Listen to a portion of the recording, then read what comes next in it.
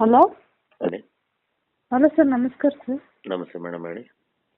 ನಾವು ಧಾರವಾಡ ಜಿಲ್ಲೆಯಿಂದ ಮಾತಾಡಕತ್ತೀವಿ ಸರ್. ಹೇಳಿ ಮೇಡಮ್.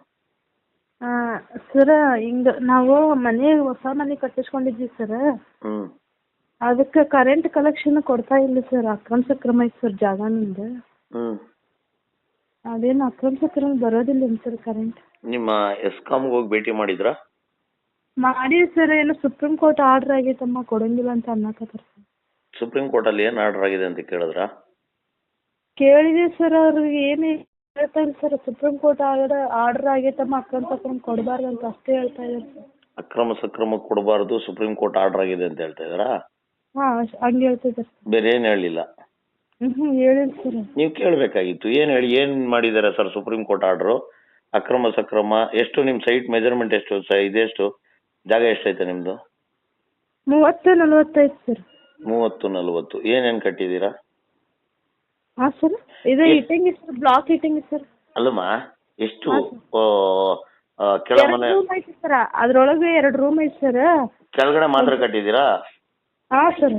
ಕೆಳಗಡೆ ಮಾತ್ರ, ಮೇಲ್ಗಡೆ ಏನು ಕಟ್ಟಿಲ್ಲ? ಇಲ್ಲ ಸರ್. ಇಲ್ಲಿ ನಮ್ಮ ಮನೆಯವ್ರು ಮಾತಾಡ್ತಾರೆ ನೋಡಿ ಸರ್, ನನಗೆ ಅದ್ರ ಬಗ್ಗೆ ಗೊತ್ತಾಗೋದಿಲ್ಲ. ಕೊಡ್ರಿ. ನಮಸ್ಕಾರ ಸರ್. ನಮಸ್ತೆ ಸಾಹೇಬ್ರೆ, ಹೇಳಿ. ತಮ್ಮ ಹೆಸರೇನು? ನಾಗರಾಜ್ ಅಂತ ಸರ್. ನಾಗರಾಜ್ ಅವರೇ, ನೀವು ಗ್ರೌಂಡ್ ಫ್ಲೋರ್ ಮಾತ್ರ ಕಟ್ಟಿದ್ದೀರಿ, ಏನು ಕಟ್ಟಿದ್ದೀರಾ? ಸರ ನಮ್ದು ಸೀಟಿನ ಮನೆ ಸರ್. ಶೀಟಿನ ಮನೆ 30-40ರಲ್ಲಿ ಕಟ್ಟಿರೋದಾ? ಹ್ಞೂ, 30-40ರದಾಗ ಸರ್. 12 ಅಗಲಕ್ಕೆ 12 foot sir. ಹ್ಞೂ. ಆಮೇಲೆ ಉದ್ದಕ್ಕೆ 27 ಸರ್. 12 ಅಗಲ, 27 ಉದ್ದ. ಹ್ಞೂ ಸರ್. ಅಷ್ಟೇ ಕಟ್ಟಿರೋದು ನೀವು ಇವಾಗ ಮನೇನ? ಹ್ಞೂ ಸರ್. ಏನು ಹೇಳಿದ್ರು ನಿಮ್ಮ ಎಸ್ಕಾಮ್ ಆಫೀಸರ್ಸ್ಗಳು? ಹೋಗಿದ್ದೀವಿ ಸರ್. ಇವು ನೋಡ್ರಿ ನಮ್ಮ ಸಣ್ಣ ಮಕ್ಳು ಅದಾವ ಸರ್. ಸಾಲ ಗೀಲ ಮಾಡ್ಕೊಂಡು ಮನೆ ಕಟ್ಟಿಸ್ಕೊಂಡಿವಿ ಸರ್. ಎಷ್ಟು ಸಾಲ ಮಾಡಿದಿರಿ ಸರ್? ಅದು ಜಾಗ ಒಂದು ಟೋಟಲ್ ಮನೆಗೆ ಎಲ್ಲ ಕೂಡಿಸಿ ಸರ್ 8 ಲಕ್ಷ ರೂಪಾಯಿ ಸಾಲ ಆತು ಸರ್. 8 ಲಕ್ಷ ಸಾಲ ಮಾಡಿದಿರಿ ಇವಾಗ? ಹ್ಞೂ ಸರ್. ಅವು ಇದ್ರಾಗ ಲೋನ್ ತೆಗ್ಸಿದ್ವಿ ಸರ್ ನಾವು. EMI ಅಂತಾರಲ್ರಿ ಸರ್. ಅವು ಸಂಘನ್ಯಾಗ ಕುಂತ ಲೋನ್ ತೆಗ್ಸಿದ್ವಿ ಸರ್. ಸರಿ. ತೆಗಿಸಿ ಏನು ರೀ ಮತ್ತೆ ಮನೆ ಕಟ್ಕೊಂಡಿವಿ ಸರ್. ಕಟ್ಕೊಂಡಿವಿ ಸರ್. ಕರೆಂಟ್ ಇಲ್ಲ, ಸುಪ್ರೀಂ ಕೋರ್ಟ್ಲಿಂದ ಆರ್ಡರ್ ಆಗೈತಿ ಮತ್ತೆ ಹಿಂಗೆ. ಮತ್ತೆ ನೀವು ಕೇಳಿಲ್ವಾ ಸ್ವಾಮಿ, ಈ ಥರ ನಂದು 12ಕ್ಕೆ 27 ಜಾಗ, ಇದಕ್ಕೂ ಸುಪ್ರೀಂ ಕೋರ್ಟ್ ಹೇಳಿದ್ಯಾ ಅದು ಕರೆಂಟ್ ಕೊಡಬೇಡ್ರಿ ಅಂತ? ಕೇಳಿದೆ ಸರ್. ಅವ್ರು ಏನನ್ನಕತ್ತಾರ ಸರ್, ಅದ CC ನಂಬರ್ ಬೇಕಂತ ಸರ್. ಅವ್ರಿಗೆ CC ಬೇಕಂತ್ರಿ. ಅದೊಂದು ಸರ ನಮ್ದು ಅಕ್ರಮ್ ಸಕ್ರಮ್ ಸರ್. ಅಕ್ರಮ್ ಸಕ್ರಮ್ ಜಾಗ ಸರ್. ಈಗ ಅವ್ರ CC ಆಮೇಲೆ ಅದ ಮನಿ ಕಟ್ಟಿದ ಪ್ಲಾನಿಂಗ್ ಏನೇನೋ ಕೇಳಿದ್ರಿ ಸರ್. ಅವ್ ನಮ್ಮ ಕಡೆಗೆ ಇಲ್ರಿ ಸಾಹೇಬ್ ಅಂತಂದ ಹೇಳಿದೀವಿ ಸರ್ ನಾವು. ಏನ್ ಹೇಳಿದ್ರ ಆಮೇಲೆ? ಇಲ್ಲಪ್ಪ ಮತ್ತ ಅವೆಲ್ಲ ಮತ್ ಬೇಕಾಕಾವು ಅಂತಂದ್ ಹೇಳಿದ್ರಿ ಸರ್. ಇಲ್ರಿ ಸರ್, ನಮ್ ಕಡೆ ಅಂತಾವ್ ಯಾವ ಇಲ್ರಿ ಸರ್. ನೋಡ್ರಿಪ್ಪ, ಶೀಟ್ ಮನೆಗೂ ಕೊಡ್ಬೇಕು ಅಂತ ಹೇಳಿದಾರಂತ ಸುಪ್ರೀಂ ಕೋರ್ಟ್ ಅಲ್ಲಿ.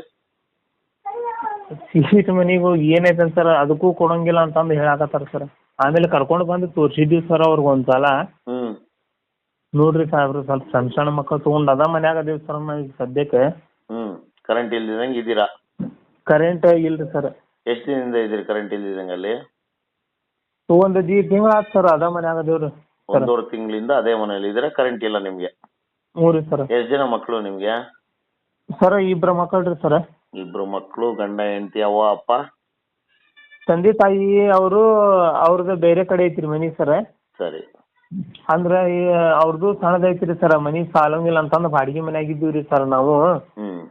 ಇನ್ನು ಹಂಗು ಹಿಂಗು ಗಂಡ ಹೆಂಡತಿ ಇಬ್ರು ನಮ್ಮ ಮನಿಯವ್ರಿ ಬಾಂಡೆ ಮನಿ ಕೆಲ್ಸಕ್ಕೆ ಹೋಗ್ತಾರ್ರಿ. ಅವರು ನಾವು ಏನೋ ಒಂದ್ ಸ್ವಲ್ಪ ಅಲ್ಲಿ ಇಲ್ಲಿ ಕೂಡಿ ಇಟ್ಕೊಂಡು ಹಂಗ ಒಂದ್ ಸ್ವಲ್ಪ ಸಾಲ ಮಾಡ್ಕೊಂಡು ಜಾಗ ತಗೊಂಡು ಮನಿ ಕಟ್ಟಿಸ್ಕೊಂಡಿವಿ ಸರ್. ಈಗ ಗಬಕ್ಕ ನಾವು ಒಂದೇ ಸಲ ಇಲ್ಲ ಇಲ್ಲಮ್ಮ ಕರೆಂಟ್ ಕೊಡಂಗಿಲ್ಲ ಅಕ್ರಮ್ ಸಕ್ರಮ್ಗೆ, ಆಮೇಲೆ ಸುಪ್ರೀಂ ಕೋರ್ಟ್ಲಿಂದ ಆರ್ಡರ್ ಐತಿ ಅಂತಂದು ಹೇಳಿದ್ರಿ. ಅಲ್ರಿ ಮತ್ತೆ ಏನೇನು ಡಾಕ್ಯುಮೆಂಟ್ಸ್ ಬೇಕಾಗ್ತಾವ ಓವರ್ ಹೇಳ್ರಿ ಸರ್ ಅಂತಂದು ಕೇಳಿದ್ವಿ. CC ನಂಬರ್ ಬೇಕಂತಂದು ಕೇಳಾಕತ್ರಿ ಸರ್. CC ನಂಬರ್ ನಮ್ಮ ಕಡೆ ಇಲ್ರಿ ಸಾಹೇಬ್ರ ಅಂತಂದು ಹೇಳಿದೀವಿ ಸರ್ ನಾವು. ಅದಕ್ಕೆ ನಿಮ್ದು ಇದ್ರಾಗ ನೋಡಿದಿರ ಸರ್, ನೋಡಿ ಕ್ಯಾನ್ಸಲ್ ತಡಿ ಇವ್ರಿಗಾರ ಸರ್ಗಾರ ಫೋನ್ ಹಚ್ಚಿ ಕೇಳಿದ್ರ ಅಂತಂದು ಫೋನ್ ಹಚ್ಚಿದ್ವಿ ಸರ್. ನೋಡೋಣ ಸರ್, ಸುಪ್ರೀಂ ಕೋರ್ಟ್ ಯಾವುದೇ ಕಾರಣಕ್ಕೂ ಯಾರಿಗೂ ಹೇಳಿಲ್ಲ ಶೀಟ್ ಮನೆಗೆ 12ಕ್ಕೆ 20 ಇರೋಂಥ ಜಾಗಗಳಿಗೆಲ್ಲ ನೀವು OC ತಗೊಂಡ್ ಕೊಡ್ರಿ, CC ತಗೊಂಡ್ ಕೊಡ್ರಿ ಅಂತ ಹೇಳಿಲ್ಲ. ಆದ್ರೂ ನಮ್ಮ ಕರ್ನಾಟಕ ಸರ್ಕಾರ ಯಾಕೋ ಬಡವ್ರ ಮೇಲೆ ತುಂಬಾ ಪ್ರೀತಿ ತೋರಿಸ್ತಾ ಇದಾರೆ. ಹಂಗಾಗಿ ಯಾರಿಗೂ ಕರೆಂಟ್ ಕೊಡ್ತಿಲ್ಲ ಕಳೆದ 6 ತಿಂಗಳಿಂದ. ಎಲ್ಲಾರ್ಗೂ ಕರೆಂಟ್ ಕೊಡದೆ ತಡೆದಿದ್ದಾರೆ. ಇಡೀ ಕರ್ನಾಟಕದಲ್ಲಿ ಯಾರಿಗೂ ಕರೆಂಟ್ ಕೊಡ್ತಾ ಇಲ್ಲ.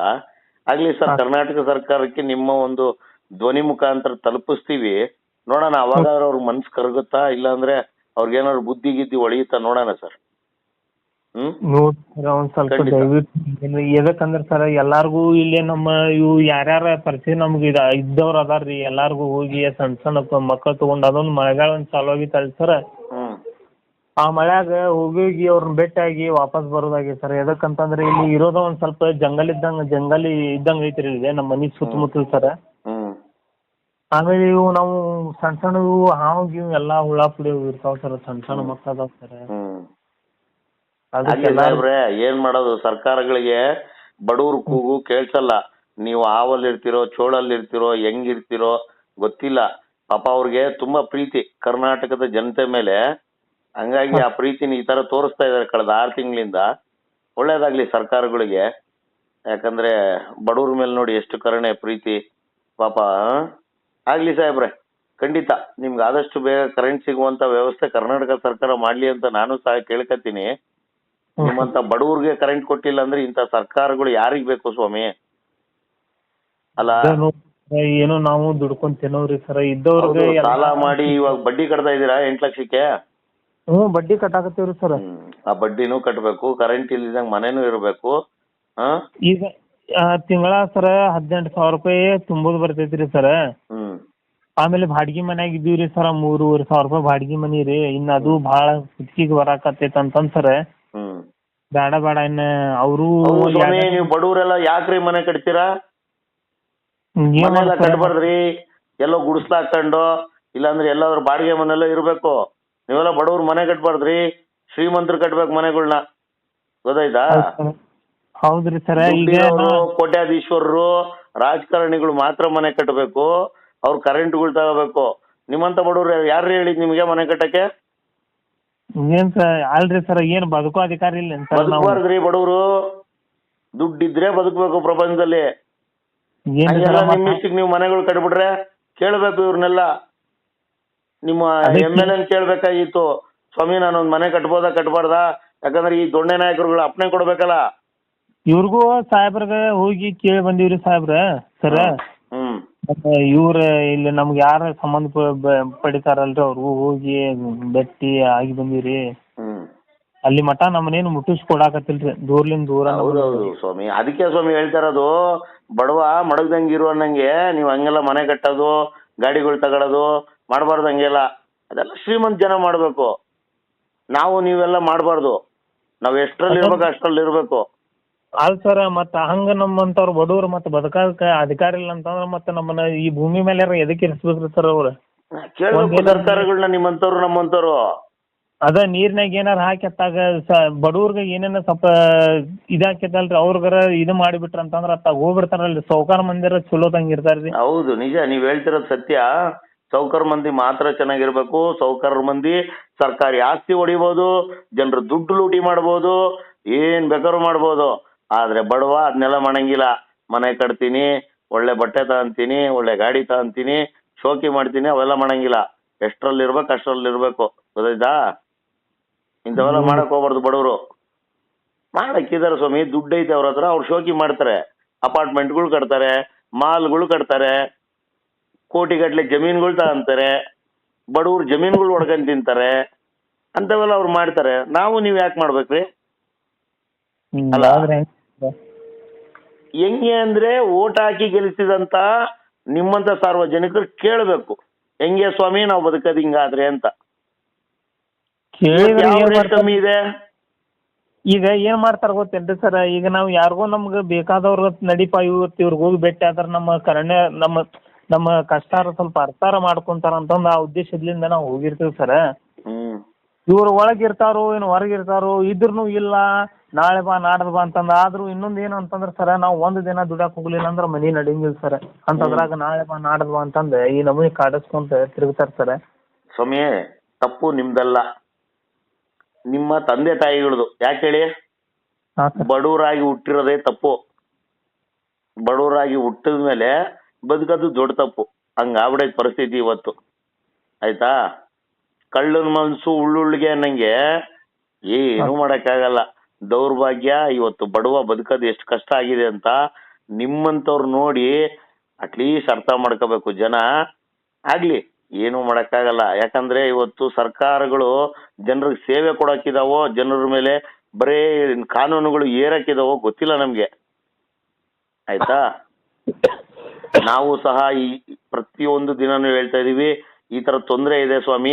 ನೋಡಿ, ನೀವು ಪಾಪ 12ಕ್ಕೆ 27 ಕಟ್ಟಿದೀರಾ. ಸುಮಾರು ನಿಮ್ದು ಏನ್ ಹಂಗು ಹಿಂಗು ತಿರ್ಸೂರು 400 ಸ್ಕ್ವೇರ್ ಫೀಟ್ ಜಾಗ ನಿಮ್ದು ಅಲ್ಲ. ಅದು ಶೀಟ್ ಮನೆಗೆ ಕರೆಂಟ್ ಕೊಡ್ತಾ ಇಲ್ಲ ಅಂದ್ರೆ ಇಂಥ ಸರ್ಕಾರಗಳು ಬೇಕಾ ಅನ್ನೋದನ್ನ ಪ್ರತಿಯೊಬ್ಬ ಸಾರ್ವಜನಿಕ ಯೋಚನೆ ಮಾಡ್ಬೇಕು. ಸರಿ ಹೇಳ್ಬೇಕಂದ್ರೆ ಸರ ಒಂದೊಂದ್ಸಲ ಏನ್ ಅನ್ಸ್ಬಿಡ್ತೈತೆ ಸರ, ಏನಾರಪ್ಪ ತಗ ಬೇಡ ಜೀವನಾನ ಬೇಡ. ಯಾಕಂತಂದ್ರೆ ಇಷ್ಟೆಲ್ಲಾ ಕಷ್ಟ ನೋವು ಅನುಭವಿಸ್ಕೊಂತ ನಮ್ ಜೀವನ ನಡ್ಸಾಕತ್ತೀವಿ ಸರ್. ಅಂತದ್ರಾಗು ನಮ್ಗೆ ಇನ್ನೂ ಮಟ್ಟ ನಮ್ಗೆ ಯಾವ್ದು ಕಷ್ಟ ತೀರ್ಲಿಲ್ಲಪ್ಪ ಅಂತಂದ್ರೆ ಎದಕ್ರಿ ಸರ್ ಈ ಜೀವನ? ಈಗ ಈ ಗೌರ್ಮೆಂಟ್ಲಿಂದ ಈ ನಮ್ಮಂತ ಕುಟುಂಬ ಆತ, ಇವು ಸಣ್ಣ ಮಕ್ಳು ಮಕ್ಕಳ್ರಿ ಸರ್. 6 ತಿಂಗಳ ಮಗಳ ಅದಾಳ್ರಿ ಸರ್. ನಂಗೆ 6 ತಿಂಗಳ ಮಗಳ್ರಿ. ಆಮೇಲೆ ಒಂದ್ 5 ವರ್ಷದ ಮಗಳ ಅದಾಳ ಸರ್. ಆಕಿ ಈಗ LKG ಸ್ಕೂಲಿಗೆ ಹೋಗ್ತಾಳ ಸರ್. ಈಗ ಸಣ್ಣ ಕೂಸ ಒಂದ್ 6 ತಿಂಗಳದ ಸರ್. ಅಂತದ್ರಾಗ ನಮ್ಮ ಹೆಣ್ಮಕ್ಳ ಆ ಕೂಸಿನ ಒಂದು ತಾಸು ಬ್ಯಾರೆದವ್ರ ಮನ್ಯಾಗ ಇಟ್ಟು ಕ್ಯಾಸ್ಲ ಹೋಗಿ ಕೆಲಸ ಮುಸ್ರಿ ತಿಕ್ಕೊಂಡು ಬಂದ ಜೀವನ ಮಾಡ್ಕೊಳತ್ತೇವ್ ಸರ್. ಇನ್ನೂ ಹೆಂಗ್ ಬದುಕ್ಬೇಕು ಸರ್? ಏನ್ ಭಾಳ ಮನ್ಸಿಗೆ ಭಾಳ ತಾಪ ಅನಿಸ್ಬಿಟ್ಟು ಸರ್. ಸುಮ್ಮನೆ ಎದಕ್ಕರ ಮಾಡಿದ್ವು ಅಂತಂದ್ರೆ, ಇಲ್ಲಾಂದ್ರೆ ಸುಳ್ಳ ಬೇಡ ಬದುಕ ಬೇಡ ಅಂತ ಅನಿಸ್ಬಿಡ್ತದೆ ಸರ್. ಒಂದೊಂದ್ಸಲ ಧೈರ್ಯಗೆಡಬೇಡಿ, ಎಲ್ಲರಿಗೂ ಒಳ್ಳೆ ಸಮಯ ಬರುತ್ತೆ. ಒಂದು ಕರೆಂಟ್ ಇಲ್ಲದೆ ಜೀವನ ಮಾಡೋಕ್ಕಾಗಲ್ಲ ಅನ್ನೋದೇನಿಲ್ಲ. ಆದಷ್ಟು ಏನಾದ್ರು ವ್ಯವಸ್ಥೆಗಳು ಮಾಡ್ಕೊಳ್ಳಿ. ಈ ಸರ್ಕಾರಕ್ಕೆ ಆದಷ್ಟು ಬೇಗ ಕಣ್ಣು ತೆಗೀಲಿ. ನಿಮ್ಮಂತ ಬಡವರ ಕಷ್ಟ ಅರ್ಥ ಮಾಡ್ಕೊಳ್ಳಿ. ಅಟ್ಲೀಸ್ಟ್ ಒಂದು ಮನೇನ ಬೆಳಕಾರ್ತದಲ್ಲ, ಒಂದು ಮನೇನ ಬೆಳಕು ಕೊಡ್ಬೇಕಾದಂತ ಕೆಲ್ಸಗಳು ಮಾಡ್ಬೇಕಾದಂತ ಎಸ್ಕಾಂಗಳು ಇವತ್ತು ಆ ಕೆಲಸ ಮಾಡ್ತಾ ಇಲ್ಲ. ಅದು ಒಂದು ಭಾಗದ ದೌರ್ಭಾಗ್ಯ. ಒಂದು ಭಾಗದಲ್ಲಿ ಸರ್ಕಾರಗಳು ಇದನ್ನ ತಡೆ ಹಿಡಿದು ಸುಪ್ರೀಂ ಕೋರ್ಟ್ ಮೇಲೆ ಹಾಕಿ ಅದೇನ್ ಸಾಧಿಸ್ತಾ ಇದಾರೋ ನನಗಂತೂ ಗೊತ್ತಿಲ್ಲ ವೈಯಕ್ತಿಕವಾಗಿ. ಆದಷ್ಟು ಬೇಗ ನಿಮ್ಗೆ ಕರೆಂಟ್ ಬರ್ಲಿ ಅಂತ ನಾನು ಸಹ ಕೇಳ್ಕೊತೀನಿ ಸಾಹೇಬ್ರೆ. ನಿಮ್ಮ ಮನೆಗೆ ಬೆಳಕು ಬಂದ್ರೆ ಖುಷಿ ಪಡೋ ವ್ಯಕ್ತಿಯಲ್ಲಿ ನಾನು ಒಬ್ಬ. ನಿಮ್ಮ ಮನೆ ಬೆಳಕು ನಮ್ಮ ಮನೆ ಬೆಳಕು ಎರಡೂ ಒಂದೇ ಸಾಹೇಬ್ರೆ. ಆದಷ್ಟು ಬೇಗ ನಿಮ್ ಮನೆ ಕರೆಂಟ್ ಬರ್ಲಿ ಸಾಹೇಬ್ರೆ. ಧನ್ಯವಾದಗಳು ಸರ್ ಮಾತಾಡಿದಕ್ಕೆ. ನಮಸ್ತೆ.